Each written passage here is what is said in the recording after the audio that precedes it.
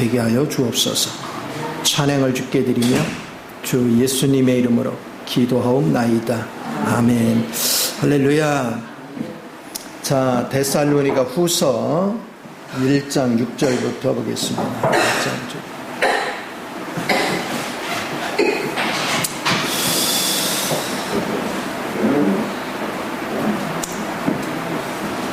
자, 너희로 환난을 받게 하는 자들에게는 환난으로 갚으시고 환난을 받는 너희에게는 우리와 함께 안식으로 갚으시는 것이 하나님의 공의시니 주 예수께서 자기의 능력의 천사들과 함께 하늘로부터 불꽃 가운데 나타나실 때에 하나님을 모르는 자들과 우리 주 예수 복음에 복종하지 않는 자들에게 형벌을 내리시리이다. 아멘. 자, 누군가가 나한테 환난을 주면 하나님은 환난으로 갚으시고 환난을 당하는 나는 안식으로 갚으시고. 사람들은 자기 눈에 볼 때 이건 큰 일이다 생각하면 내가 지금 하나님 앞에 매를 맞나 보다 그렇게 하지만 하나님의 환난은 우리가 잘 못 느낄 정도로 와요. 그래서 우리가 언뜻 볼 때는 큰일 같지가 않은데 자꾸 일이 안 되는 거예요. 일이 꼬이고 저리 꼬이고. 그럼 그게 이제 다 환난이죠. 왜 그랬냐면 내가 누군가를 환난을 주면, 예를 들어서 내가 미워한다든가 누구를 힘들게 한다든가 섬기고 품고 용서하고 관용하지를 못하면 그 환난이 못 느끼도록 와요. 그래서 꾸준하게 그 환난 속에 사는 거예요. 우리는 크게 뭔가가 확 밀려 닥쳐야 하나님이 매를 든다 이렇게 생각하거든요. 근데 우리 하나님은 그렇게 하시는 게 아니라 우리가 못 느낄 정도로 알게 모르게 뭔가 안 되는 것도 아니고 되는 것도 아닌데 뭔가 뒤틀려 환경이 계속해서 그것은 내가 누군가를 아프게 하고 있다는 증거예요. 누구 마음을 힘들게 하고 있다. 그러니까 하나님 그대로 갚으시는 거예요. 그래서 이거를 우리가 느끼는 게 굉장히 중요한데, 자, 이거를 우리가 알려면 주님의 창조의 역사를 이해를 해야 돼요. 자, 하나님의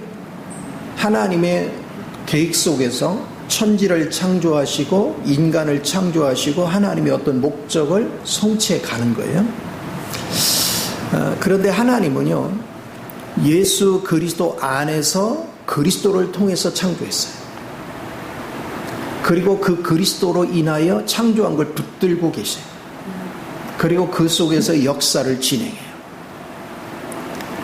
그러면 우리는 예수를 믿는 순간에 누구 안으로 하나님이 우리를 집어넣었어요? 그리스도 안으로. 고린도전서 1장 30절에 보면 하나님이 우리를 그리스도 안에 집어넣었어요.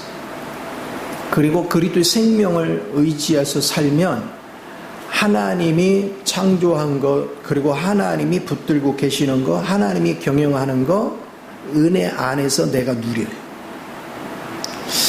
자, 그런데 세상에는 이 주님의 세계를 모르는 사람들이 밖에서 자기가 경험한 관점, 자기가 가진 지식의 관점, 자기가 살아오면서 형성된 어떤 전통이나 어떤 인격, 이런 것으로 이렇게 그리스도 안에서 생활하는 사람 보면 마음에 안 드는 거예요.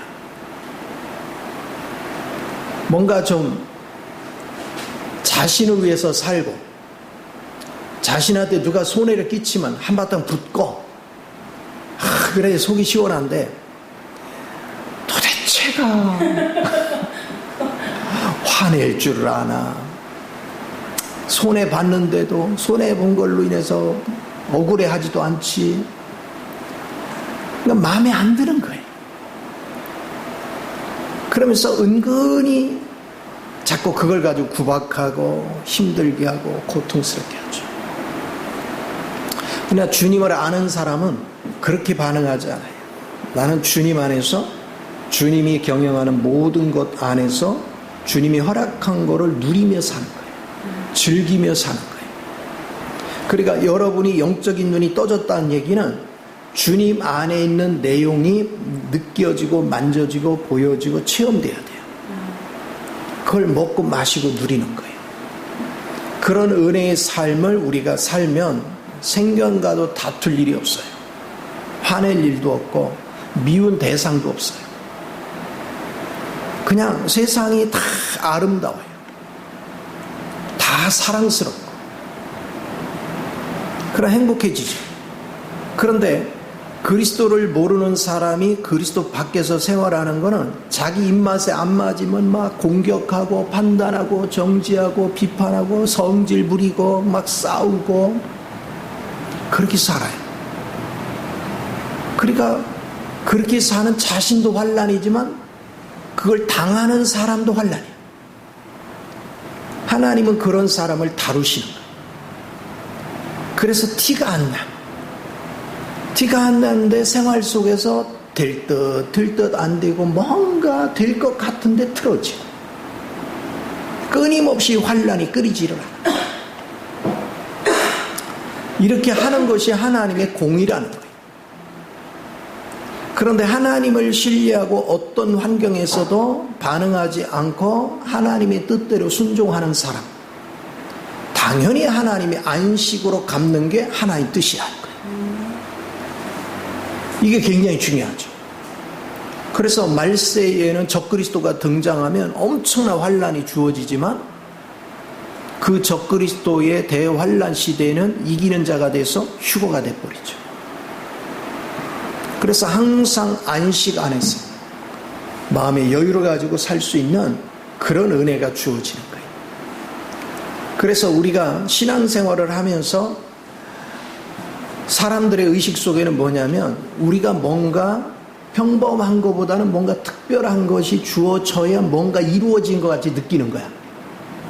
그런데 주님 안에서는 아무것도 안 일어나는 것 같은데 평온해. 뭔지는 모르겠는데 내가 마음이 여유로워. 그게 아버지의 은혜가 임한 거예요. 그런데 매사에 불평스럽고 마음에 안 들고 짜증내고 근데 예수를 믿는데 막 꼴보기 싫고 근데 그 화는 내지 말라지 꾹 참는데 속은 부글부글 끄는 거야. 그 사람은 자기도 모르는 사이에 자꾸 환난이 틈을 타. 문제가 자꾸 타. 그거를 우리가 알아야 돼요. 그러니까 우리 하나님은 특정한 날에 심판하는 게 아니에요. 우리 생활 속에서 계속해서 환난을 주는 자에게는 환난으로 갚으시고 차라리 환난을 받을지언정 환난을 주지 않는 자에게는 안식으로 갚으신다. 그게 이제 다른 사람이 공격해도 반응하지 않는 게 온유예요. 온유와 겸손. 오히려 그럼에도 상대를 나보다 높이 평가하고 나는 낮게 겸손하게 항상 배우는 자세를 갖는 사람. 그런 사람은 안식, 삶 자체가 안식이 되는 거죠. 이 은혜를 누리고 즐길 줄 아는 거. 이게 너무너무 행복해요. 이 하나님을 충분히 누리기 전까지는 예를 들어서 특별히 가족들은 뭔가 이렇게 틀린 것 같고 한번 말했는데 안 들으면 어떻게 해요? 막 뭐라고 하고 그리고 화를 내고 그리고 그냥 막 판단하고 잔소리를 많이 하죠. 근데 예전에는 그 가족들한테 그렇게 하는 것은 사랑이라고 생각한 거야. 근데 하나님을 알면 알수록 그렇게 하는 와중에 가족들 마음을 갈갈이 찢어놓고 있는 거야. 환난을 내가 그들 심령 속에 환난을 집어넣고 있는 거야. 그래서 우리가 환난을 당하는 거야. 알게 모르게. 또 이런 사람들은 자기에게 뭔가 될 듯 안 되고 꼬이고 힘들면 꼭 누구 탓을 해? 남 탓을 해. 다른 사람 탓해. 그러면서 더 막 뭐라고 그래. 그러니까 삶이 곤고한 거예요. 그래서 하나님을 알면 알수록 어차피 우리가 할 수 있는 게 없어요. 다 하나님이 하셔야 돼요. 우리는 자꾸 우리가 할 수 없는 거를 하려고 노력을 해. 근데 우리 하나님은 우리가 못하는 걸 맡길 생각이 누군방도 없어. 그래서 여러분이 못하면 하나님 앞에 저는 못해요. 주님을 의지합니다. 주님이 친히 이루소서. 저는 그저 주님이 시키는 대로 순종되기를 원합니다. 그러면 되는 거예요. 내가 하려고 하면 문제가 생겨요. 주님 앞에 의탁하면, 그렇게 기도하다 보면 하나님의 때에 하나님이 역사를 시작해요. 상대의 마음을 움직이든 내게 하나님의 지혜와 능력을 부어주든 어떤 방식이든 하나님이 일을 하세요. 근데 신기하게 하나님을 의지하면요, 언뜻 볼 때는 아무것도 안 이루어지는 것 같아요. 왜? 티나게 툭툭 하면 좋은데 그렇지 않아.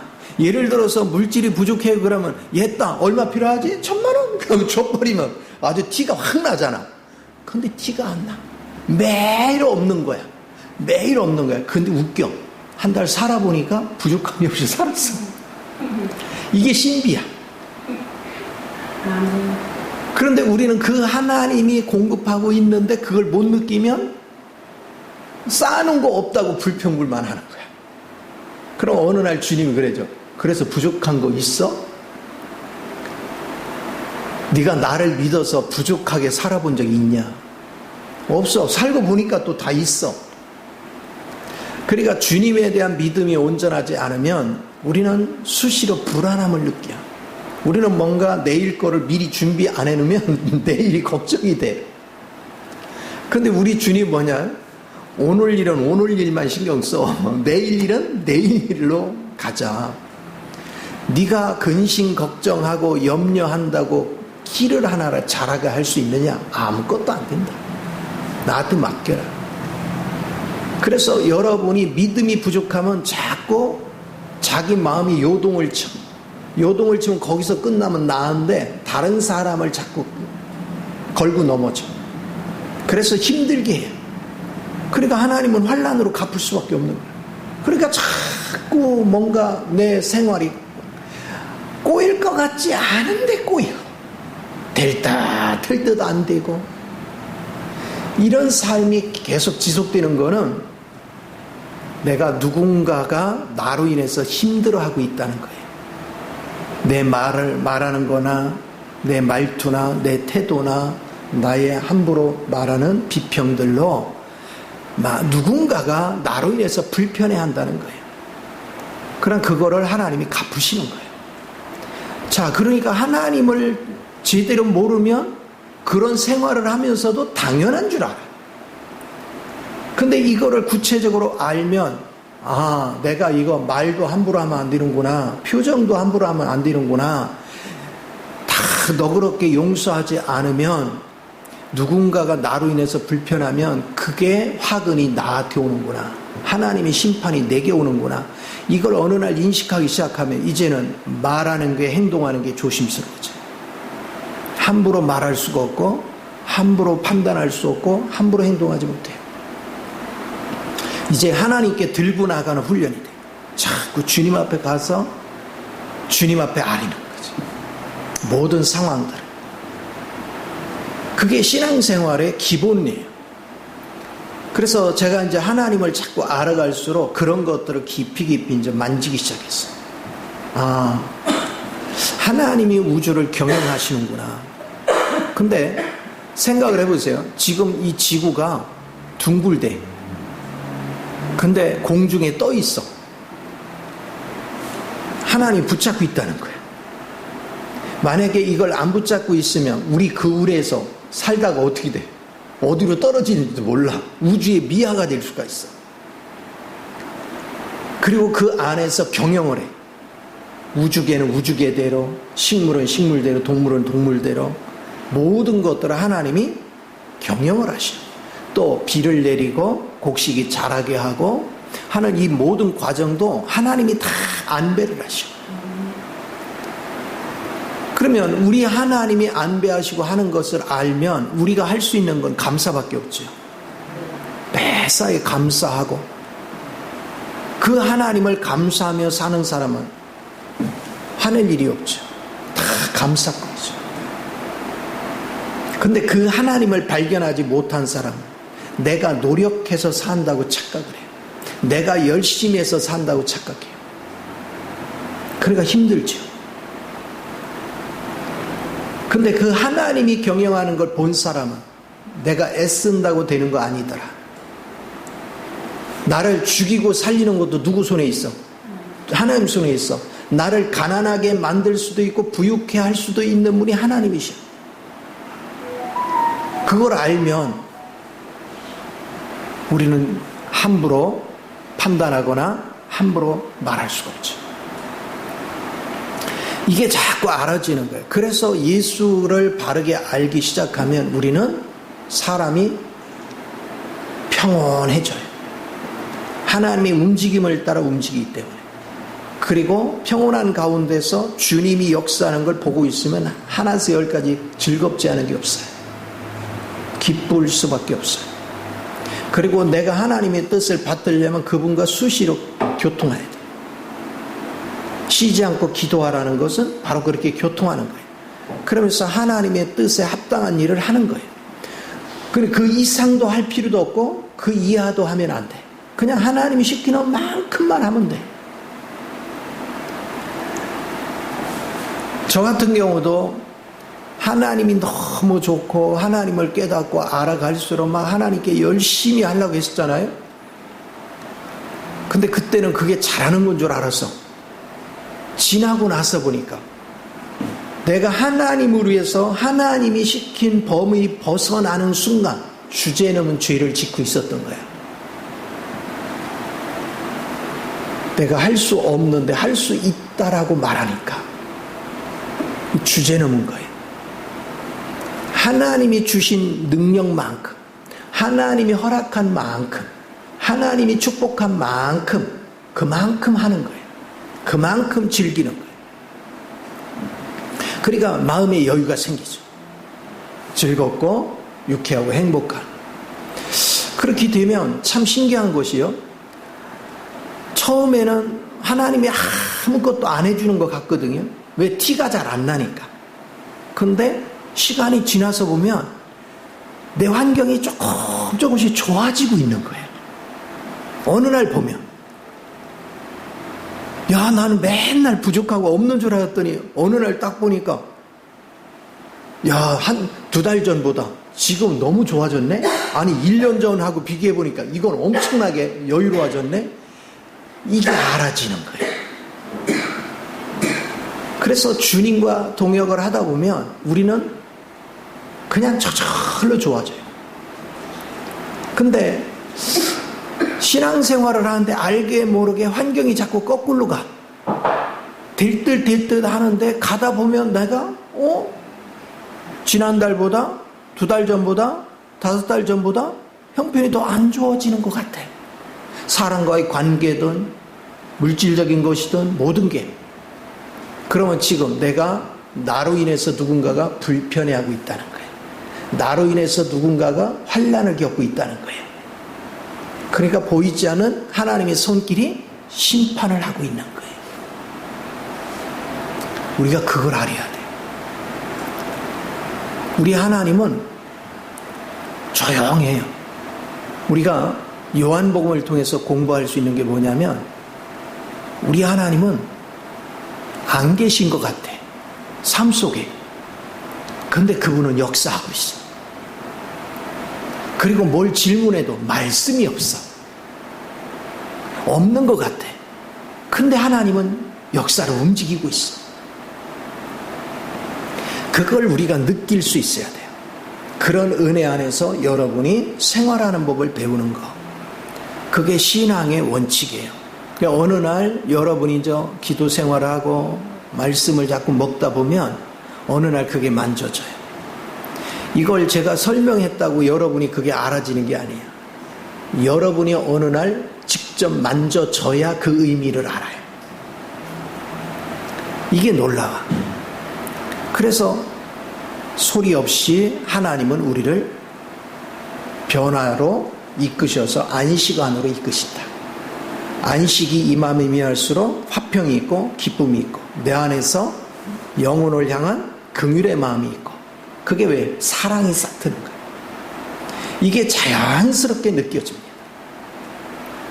그것이 하나님의 공이라는 겁니다. 그런데 이걸 못 느끼고 하나님을 믿지 않거나 그분이 역사하고 있는데 못 느끼니까 당연히 순종도 안 하겠죠. 그런 사람은 어떻게 한대요? 형벌을 내리시리니. 이런 사람은 형벌을 받는데 안 믿는 자는 어디로 가고? 영벌로 들어가. 불못에 빠지고.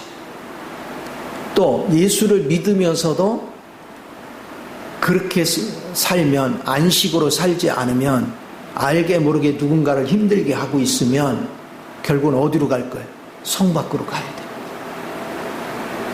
돼요. 이 과정들을 우리가 잘 이해를 해야 되고, 그런데 성 밖으로 가는 것까지 결론적인 거지, 우리가 지금 살아가면서 알게 모르게 환난은 계속 있다.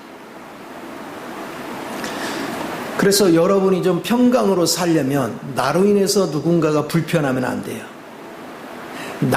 나만 있으면 누군가가 행복해져야 돼요. 내 주변 사람이. 그래서 늘 제가 얘기하잖아요. 내 옆에 있는 사람 뭐 하라고? 성공시켜라.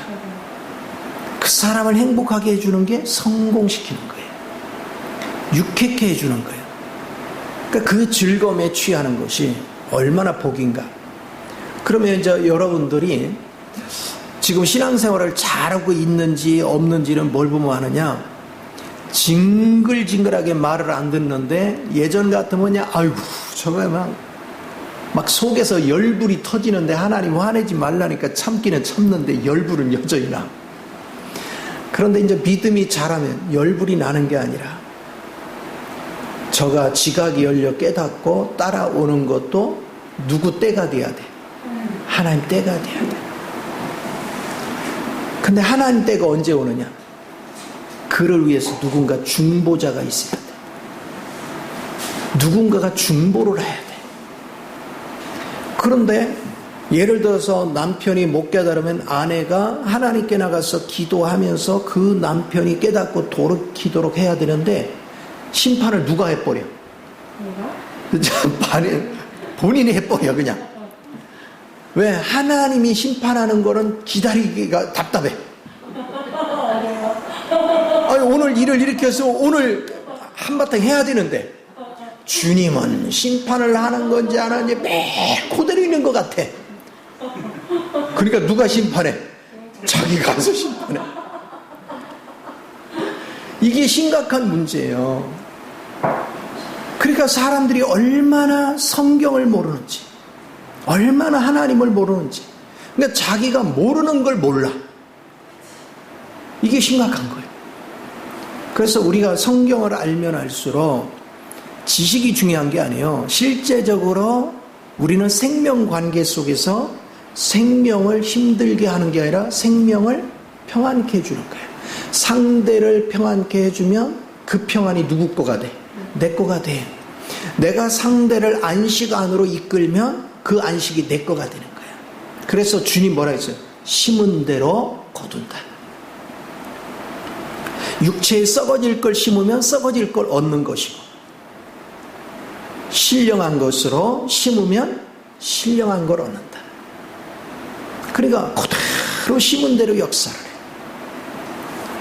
그래서 환난을 누군가에 주는 자는 환난으로 갚으시고, 그리고 환난을 받는 자는 차라리 하나님이 안식으로 갚으신다. 이게 하나님의 공이다. 이것을 우리가 알 필요가 있어요. 자, 그 다음에 또 이제 9절을 보면 이런 자들은 주의 얼굴과 그의 힘의 영광을 떠나 영원한 멸망의 형벌을 받으리라 그랬어요. 그렇죠? 영원한 형벌을, 믿지 않는 자는 영원한 형벌을 받아. 자, 그날에 그가 강림하사 그의 성도들에게서 영광을 받으시고 모든 믿는 자들에게서 놀랍게 여김을 얻으시리니 이는 우리의 증거가 너희에게 믿어졌습니다. 자, 영광은 두 방면에서 와요. 하나는 주님이 이제 재림 때 영광 가운데 구름 가운데로 내려오셔. 그런데 그 주님이 누구 안에도 계셔? 내 안에도 계시죠. 그러면 내 안에 있는 주님이 내 밖으로 표현돼 나오는 거예요. 내 혼이 변화되고 내 육까지 이제 신령한 몸으로 바뀌는 거예요. 그래서 우리의 옛사람이나 천연적인 건 신령한 몸이 될 수가 없어요. 심겨진 그리스도로 인하여 신령한 몸이 되는 거야. 그러니까 우리에게서 하나님은 뭐를 받으시는 거야? 영광을 받으시는 거야. 우리는 주님의 임재를 보면서 영광을 누리고, 주님은 우리 속에 심겨진 그리스도 영이 우리에게서 표현된 나옴으로, 그래서 신령한 몸이 됨으로 영광을 받으시는 거예요. 이 두 방면에서 우리는 성장을 해야 돼요. 자라가야 돼요. 자, 그러면 내 안에 심겨진 그리스도가 혼을 지배해 가고 그리고 육신을 변화시켜 가는 과정을 우리 주님은 아신다, 모르신다? 아신다. 그러니까 주님이 재림하려고 하면 우리가 누가 이기는 자가 되어주고 누가 잘 하나님의 영광으로 나타나는지를 그분은 보고 계시는 거야. 그런 자를 추수하는 거죠. 그게 먼저 익은 자거든. 먼저 익은 자가 신령한 몸을 입을 때 그게 이기는 자야. 그래서 우리를 부르시는 거예요.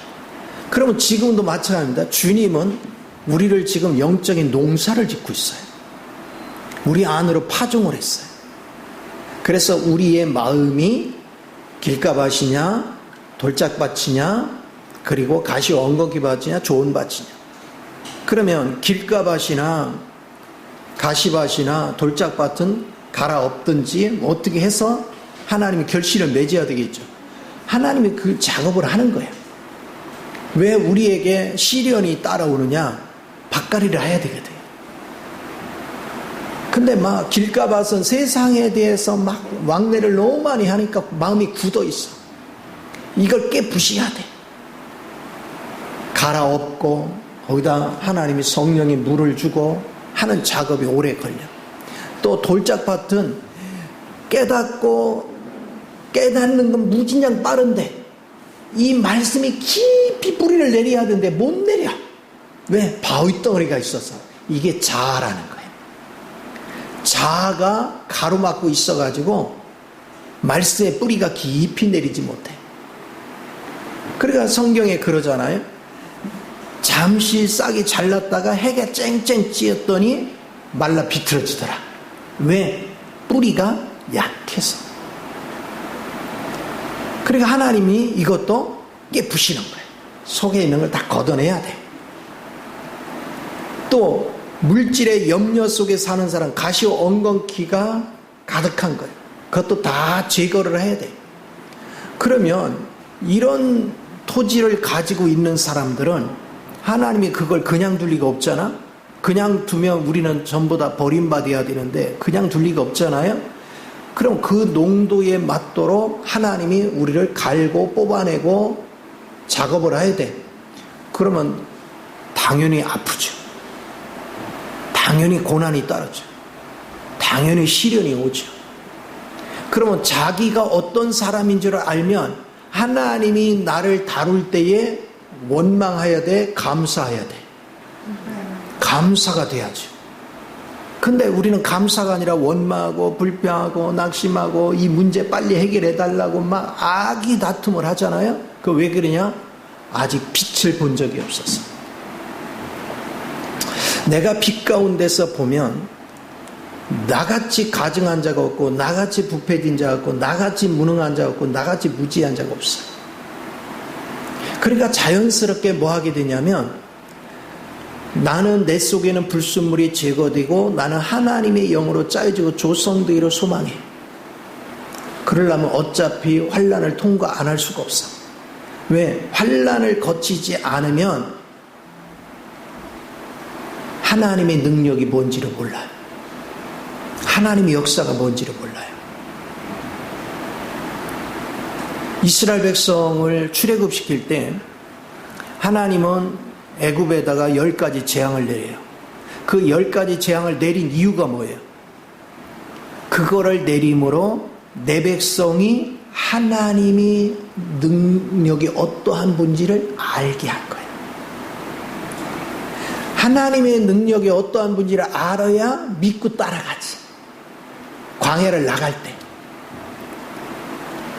그렇지 않으면 따라오지 않죠. 그래서 출애굽기 9장 16절에 그러는 거야. 내 백성으로 하나님의 능력을 알게 하기 위해서 그 시련을 겪게 하는 거예요. 우리 하나님은 우리에게 시련을 주지만 견딜 만한 시험만 주는 거예요. 그래도 못 견디면 피할 길을 열어주셔. 나를 죽이려고 하는 시련이 아니고 나를 정화시키려고 하는 시련이거든요. 나를 영적으로 자라게 하고자 하는 시련이에요. 그래서 내 혼과 육이 그리스도에 의하여 점령당하여 내가 그리스도를 영화롭게 할 수 있는 신령한 몸으로 바뀌어가. 그럼 하나님이 나를 통해서 하나님 모습이 표현될 때 하나님은 영광을 받는 거죠. 이게 하나님의 뜻이에요. 그렇게 해야 하나님을 만족시키는 거예요. 성경 지식 많이 아는 게 만족이 아니에요. 우리는 실제의 그 영의 위치에서 그거를 느끼고 만지고 체험할 줄 알아야 돼요. 그게 굉장히 중요해요. 우리가 영적으로 자라가는 과정 속에 실패가 없고 실수가 없이 성장할 수 있느냐? 없어요. 우리는 실패와 실수와 그리고 엉뚱한 행동들을 많이 하면서 하나님을 알아가는 거예요. 근데 하나님을 모르는 사람은 그 사람이 지금 그런 과정을 거쳐서 하나님의 인격으로 변화된 거를 그걸 주목하지 않고 지금 변화된 그 사람을 주목하는 게 아니라 그 사람이 넘어졌던 거, 그 사람이 실패했던 거, 그 사람이 실수했던 것만 계속 들추. 그 사람 뭐예요? 과거에 묶인 사람. 그 사람은 사탄에 잡힌 사람. 그러나 하나님을 아는 사람은 그거는 옛사람 성분 남았을 때, 천연적인 성분이 남아있을 때 그런 과정을 거치면서 정화가 된 거야. 그걸 기억하는 거예요. 우리가 야곱을 생각해 보세요. 야곱이 과정을 거치는 거면 자기밖에 모르잖아. 그리고 자기 유익을 위해서는 절대 지기 싫어하잖아. 그러면 인간적으로 보면 막 상대도 하기 싫어. 그 정도로 자기밖에 몰라. 열심히 일은 하지만 자기 이익을 위해서는 어떤 수단과 방법을 가리지 않아. 그런데 하나님은 야복강 나루토에서 그가 깨지고 난 이후로 과거를 기억한다 안 한다. 주님은 과거를 얘기하지 않아요. 왜냐? 이제 네 이름이 야곱이 아니다. 이스라엘이다. 너는 이제 새 사람이 됐다. 과거 거는 너와 상관없다. 그런데 하나님을 모르는 사람은 자꾸 과거를 들춥니다. 하나님을 아는 사람은 과거는 이미 죽었어. 십자가에서.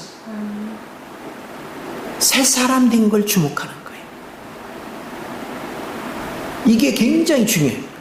그래서 과거는 얘기할 필요가 없어요. 그리고 남 얘기할 필요가 없어요. 누군가가 나를 힘들게 했다고 막 그 사람 미워하고 자꾸 되새김질하면서 그 사람 얘기를 자꾸 해. 그러면 나는 완벽하냐? 내가 그 얘기할 때 나는 완벽하냐? 우리 완벽한 사람 있어요? 없어요. 그런데 왜 다른 사람을 우리가 지적해? 그러니까 성경이 그러는 거야. 남의 눈 속에는 티는 보면서 네 눈 속에는 들보는 안 보느냐 그래. 옛날에 그러잖아요. 겨 묻은 개가 똥 묻은 개를 막 뭐라고, 똥 묻은 개가 겨 묻은 개를 뭐라고 한다고. 그런 사고를 가져요. 그걸 왜 그러냐? 그리스도를 몰라서 그래요. 그리스도를 알면 나도 수없는 허물과 넘어짐을 거쳐서 하나님을 만났으니 누군가 그 과정을 오는 사람이 있으면 실수하고 넘어지고 죄를 짓고 해도 그 사람 평가하거나 그 사람을 심판하거나 이렇게 안 해요. 다 그 과정 거치면서 깨닫고 오는 거지. 그러니까 기다려주는 거예요. 나도 그랬으니 저 사람도 저런 과정 거치는 거야. 그러면서 기다려주는 거예요. 사람이요, 사람을 욕하거나 판단하거나 정죄하지 않고 그 사람을 품고 기다려줄 수 있는 사람, 그 사람은 정말 하나님의 은혜를 입은 사람이에요. 근데 그걸 못 참고 막 자꾸 판단하고 정죄하고 그런 사람은 자기가 그 사람을 패부를 지금 난도질을 하는 거예요. 우리 왜 정치 세계도 그런 거 있잖아. 아니 학창시절에 학폭한 걸로 인해서 30년이 지나서 어떤 배우 그랬잖아. 배우상을 잘했어. 배우 생활하면서 큰 문제 일으키지 않았어.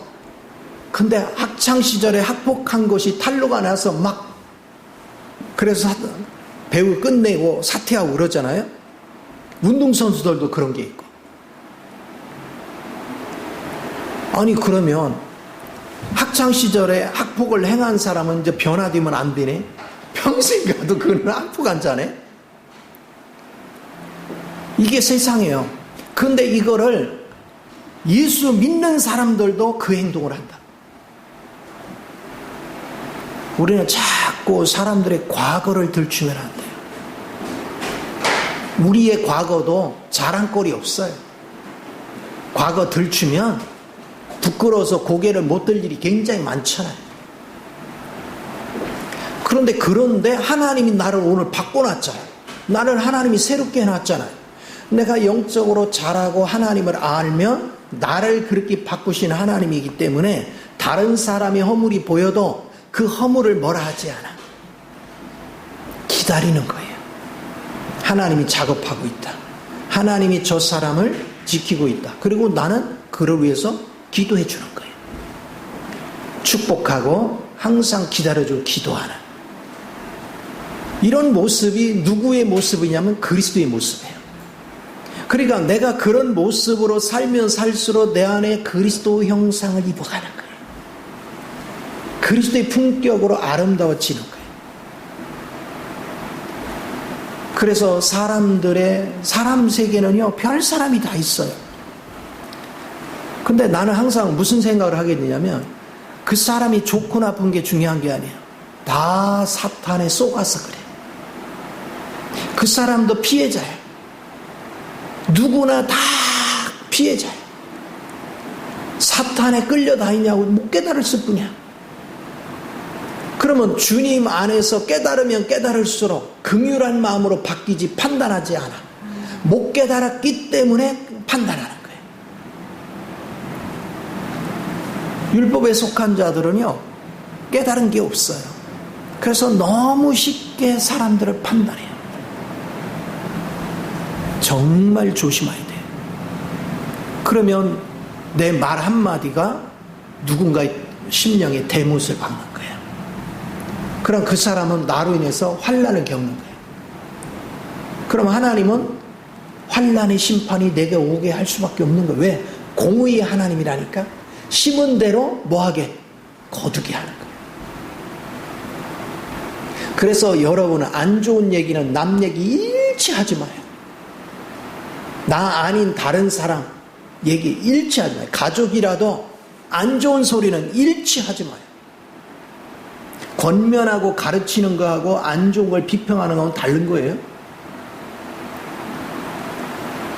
항상 그리스도 시각 안에서 긍휼한 마음으로 대하고 긍휼한 마음으로 기다려줄 수 있는 그런 은혜가 중요해요.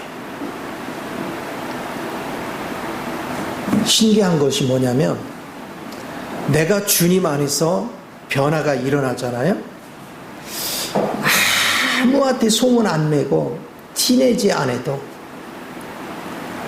하나님이 나를 필요로 하는 사람이 생기면 딱 데리고 와요. 사람이 하는 거 아니야.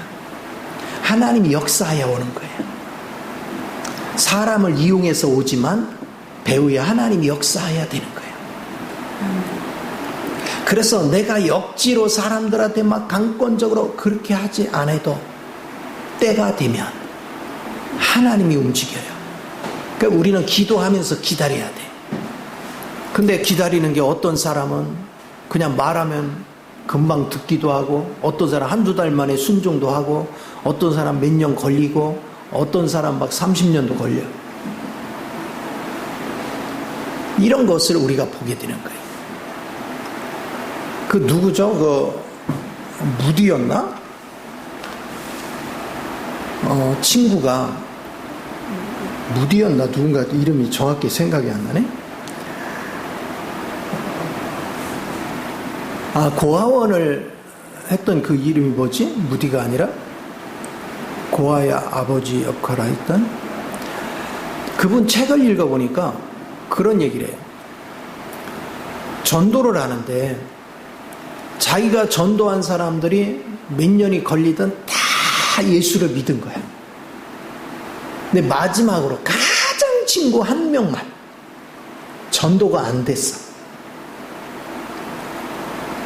그리고 그가 세상을 떠나요.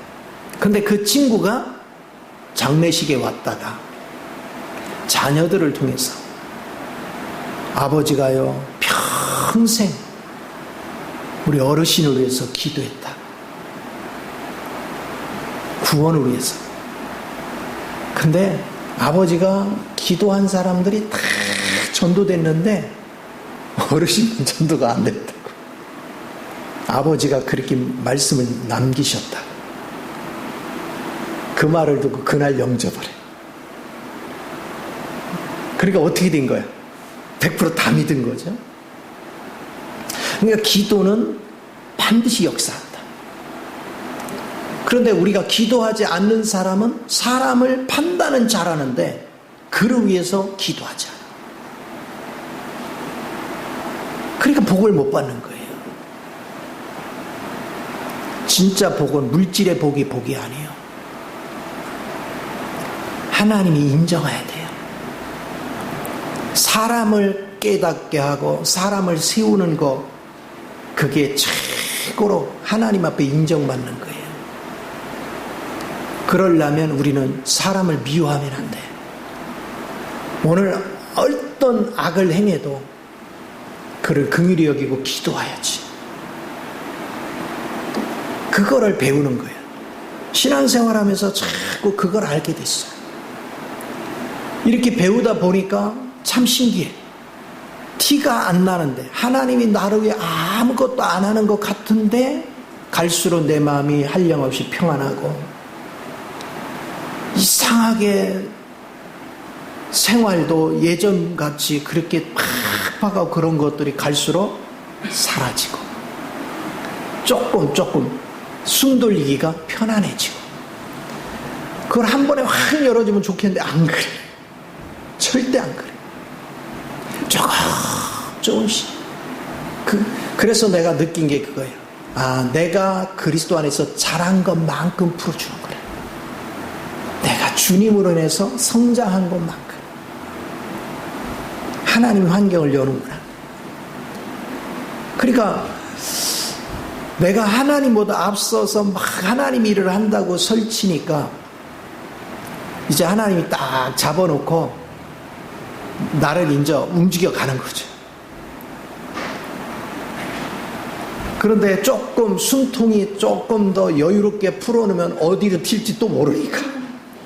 나는 그렇게 안 한다고 하지만 하나님이 보실 때는 못 믿죠. 그런 거예요. 그래서 제가 깨달은 것이 신앙생활은요, 외나무 다리, 그 둥그런 외나무 다리를 건너는 것 같아요. 그 외나무 다리를 갈 때는 긴장을 바짝 해야 되는 거야. 안 보고. 그렇죠? 잘못하면 핑 돌아가면 떨어지고 미끄러지면 떨어지는 거야. 하나님은 나의 환경을 그렇게 만들었어. 그래서 시간이 지나면서 깨달은 거야. 그게 하나님이 나를 사랑하는 근거야. 그게 축복이구나. 왜? 외나무 다리에서 내가 걸을 때는 한눈 팔 수가 없고 모든 생각이 집중이 뭐 해야 돼요? 거기를 건너야 게 건너편을 계속 집중하고 가야 돼. 목표를 바라보고 계속 가야 돼. 우리가 주님이 우리를 통해서 하시고자 하는 그 목적을 바라보고 주의 영에 순종함에 가는 신앙. 그러면 허튼 생각을 할 수 없고 허튼 것들을 할 수가 없어요. 오직 주님만 쫓아서 가는 거예요. 이걸 알기 시작한 거죠. 그래서 지금도 하나님은요, 우리를 그리스도로 자라게 해서 우리에게서 하나님의 영화로움이 나타나도록 이끄시는데, 그것만큼 하나님 뭐 하고 있어요? 우리를 데리려 임하시는 거죠. 이게 놀라운 거예요. 어느 날 갑자기 하나님이 착 임하는 게 아니라 내가 되는 것만큼 하나님이 임하시고 계시더라. 그런 하나님을 즐길 수 있는 것이 굉장히 중요합니다. 그래서 이렇게 얘기하는 거예요. 10절부터 다시 볼게요. 그날에 그가 강림하사 그의 성도들에게서 영광을 받으시고, 그러니까 이 성도들에게서 영광을 받으시고는 성도들이 신령한 몸으로 변화돼 가는 거예요. 영화롭게 되는 거예요. 모든 믿는 자들에게서 놀랍게 여김을 얻으시니. 자, 보세요. 모든 믿는 자들에게서, 내가 신령한 몸으로 이렇게 변화되잖아요. 그러면 아직 이기는 자가 되지 못한 사람이 내가 신령 변화해서 이기는 자로 휴거가 돼버리면 나 혼자 놀래 안 놀래? 놀래죠. 근데 안 믿는 자는 놀래는 줄 기이하다 그런다는 거야. 이렇게 반응하는 거죠. 그러니까 반응이 달라지는 거예요. 오늘날도 마찬가지죠. 내가 그리스도 성분 안에서 인격이 변화되고 삶이 변화되면 세상 사람은 이해를 못하는 거예요. 그러니까 형제들도, 유괴 형제들도 나를 걱정해서 하는 소리죠.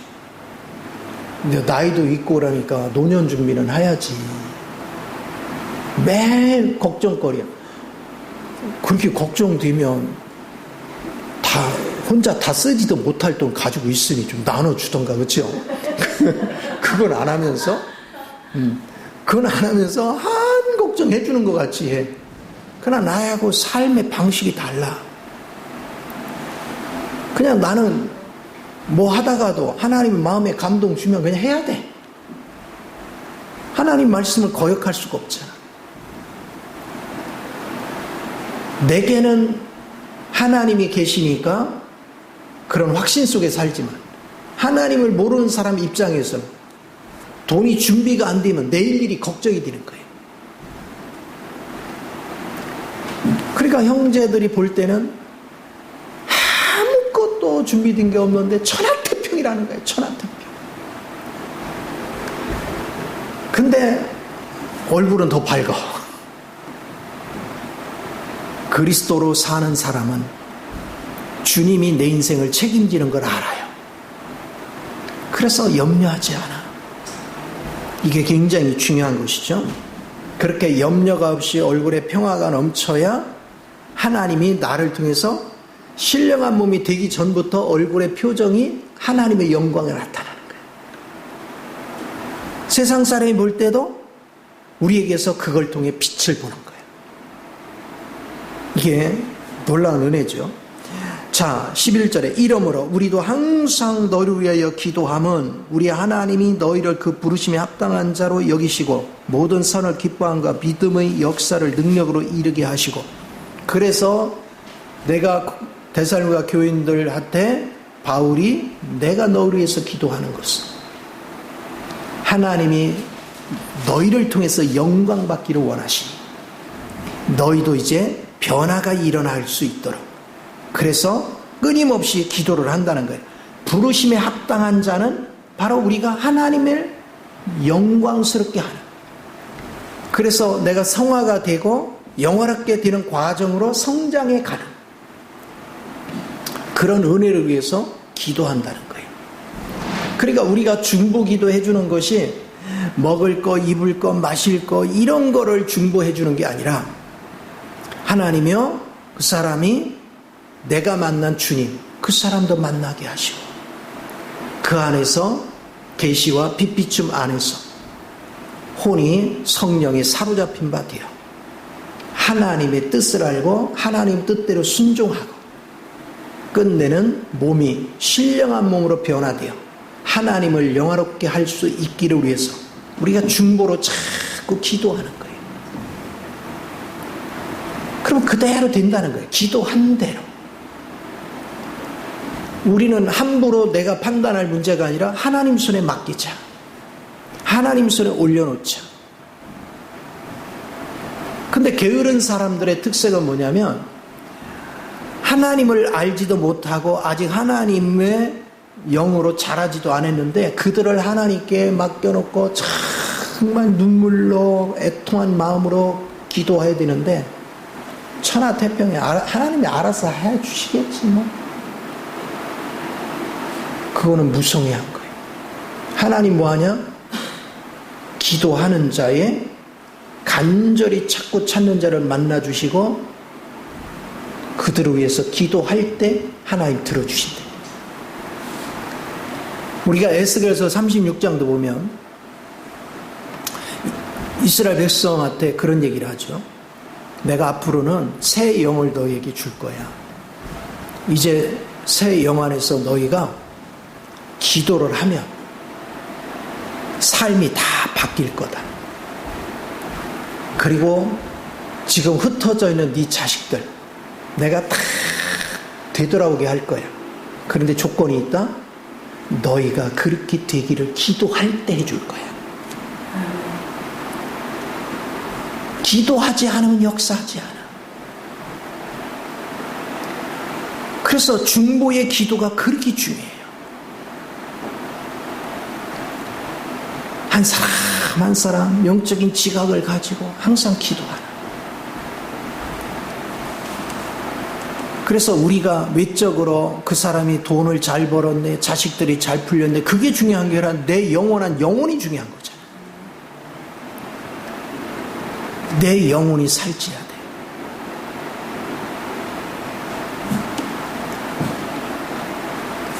감사하게도 우리 조카들이 다 잘 됐어요.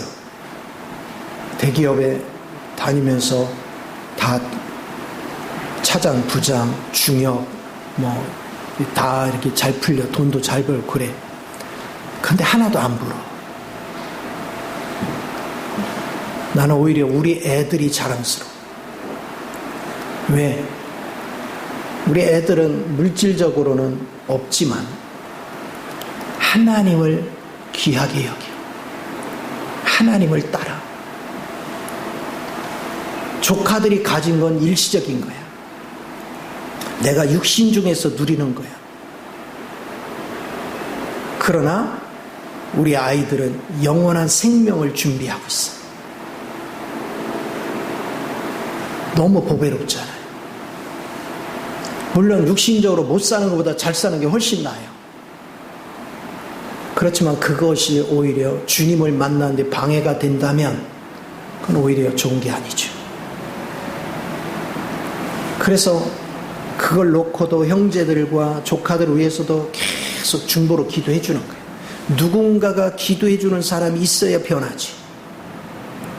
마산 식구들이나 김포 식구들이나 우리 행복한 식구들 다 위해서 계속 새벽마다 기도하는 이유는 어찌됐건 간에 하나님을 알기를 원해서. 이게 너무나 소중해요. 오늘 반드시 이제 주님이 우리에게 오시는 건 당연해요. 주님이 알아서 오실 거예요. 중요한 건 내 안에 심겨진 예수가 나를 점령하고 내 밖으로 나타나서 내 몸까지 신령하게 변화시키는 그 은혜가 반드시 임해야 돼요. 그것도 나중에 패배자로 임하는 게 아니라 이기는 자로. 그렇게 되어질 때 하나님이 참으로 기뻐하시죠. 12절에 우리 하나님과 주 예수 그리스도의 은혜대로 우리 주 예수의 이름이 너희 가운데서 영광을 받으시고 너희도 그 안에서 영광을 받게 하려 함이라. 그냥 주님이 심겨졌으니까 주의 이름이 모든 사람에서 영광을 받고 이 백성들에게서도 대사님과 성도들에게서 그 영광이 나타나는 것. 그걸 바울은 고대하는 거예요. 그래서 중보하는 거예요. 하나님 앞에 설 때 부끄럽지 않게 하려고. 오늘 그 사역에 우리가 붙잡힌 바 되는 것 대단히 중요합니다. 이 교회도 마찬가지예요. 교회가 성도가 몇 명 모이고 안 모이고 그게 중요한 게 아니라 있는 사람부터 하나님을 바르게 알고 주님 안에서 성장하고 있는지 끊임없이 점검하고 그를 위해서 축복하고 기도해줘. 그래서 여러분들에게서 그리스도 향기가 나타나면 여러분의 생활의 현장에서 여러분에게서 빛을 볼 거예요. 주변 사람들이. 그런 전도가 저절로 되는 거예요. 저절로 사람들이 따라오는 거예요. 근데 내게서 그들과 구별된 게 없이 내게서 여전히 세상 사람과 별 구별이 안 되면 그들이 뭘 믿고 우리를 따라오겠어요? 뭔가 달라야죠. 예수 믿는 사람은 티가 나야 돼요. 완전히 구별되어 있어야 돼요. 그렇게 되어질 때 세상 가운데 빛으로 나타납니다. 그러면 사람들을 변화시키고 그들이 따라와서 같이 신앙생활을 할 수 있는 은혜가 될 줄 믿습니다. 이 복을 다 누리시기를 예수 이름으로 축원을 드립니다. 기도하겠습니다. 존귀하신 주님, 크신 은혜와 사랑을 감사합니다. 참으로 사랑하는 자녀들을 축복하시고 기름 부으셔서 입술로만 주여 주여 하는 것이 아니라 구체적으로 그리스도를 알고 그리스도 안에서 우리가 성화되고 영화롭게 되기까지 주님 앞에 나아가 기도하고 주님의 뜻에 순종함으로 우리도 신령한 몸으로 변화되어 아버지를 영화롭게 할 수 있도록 은혜에 더하여 주옵소서. 찬양을 주께 드리며 주 예수님의 이름으로 기도하옵나이다. 아멘. 할렐루야.